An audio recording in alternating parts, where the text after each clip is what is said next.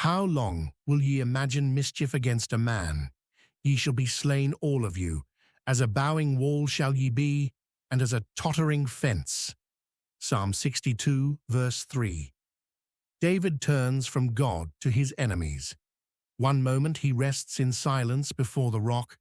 The next, he addresses the men who are trying to bring him down. David speaks from the stability he declared in verse 2. A man standing on solid ground can look at his attackers without losing his footing. How long will ye imagine mischief against a man? The word imagine carries the idea of scheming, of deliberate plotting that requires sustained mental effort. These men are not acting on impulse. They planned their attacks, working out strategies against David with calculation. The phrase, against a man, is striking.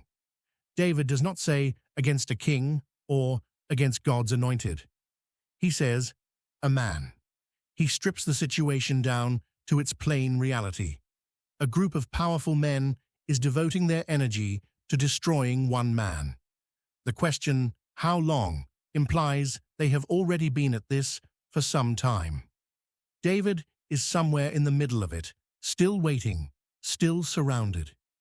Ye shall be slain all of you. This is not a curse, David pronounces. It is a declaration of what God has already determined.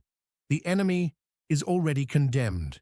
Their scheming has a fixed end, and that end is their own destruction.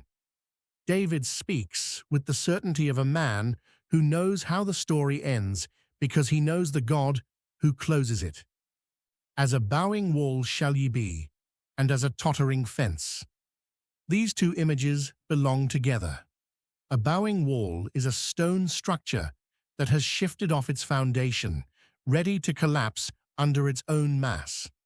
A tottering fence is a barrier that sways and gives way when pressed.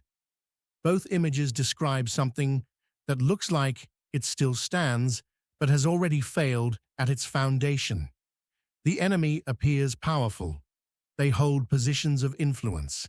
They moved against David with coordinated effort, but God sees them as a wall already bowing, a fence already falling. Their collapse is a present reality that has not yet become visible to human eyes. This verse carries a direct application for any believer pressed by sustained opposition. The enemy may look solid. Their schemes may appear well constructed, but if they stand against God's purposes, they are already bowing walls. The only question is when the collapse becomes visible. They only consult to cast him down from his excellency. They delight in lies. They bless with their mouth, but they curse inwardly. Selah. Psalm 62, verse 4. David now describes the character of these men in detail. The word consult confirms the scheming from verse 3. These men hold deliberate counsels against David. Their single agenda is to remove him from the position God placed him in. The word excellency refers to David's God-given elevation, his calling, his anointing, and his standing before God and Israel. The enemies are not just opposed to David. They are working against what God has established. This makes their opposition theological, not just political. They delight in lies. Deception is not a reluctant tool for these men. They enjoy it. Lying is not a last resort, but a preferred method. The word delight shows pleasure, even satisfaction, in the act of deceiving.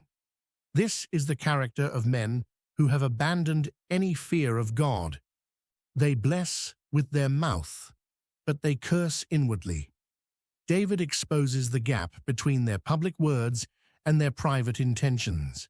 They speak blessing to David's face while carrying curses in their hearts. Their words function as a cover for their schemes.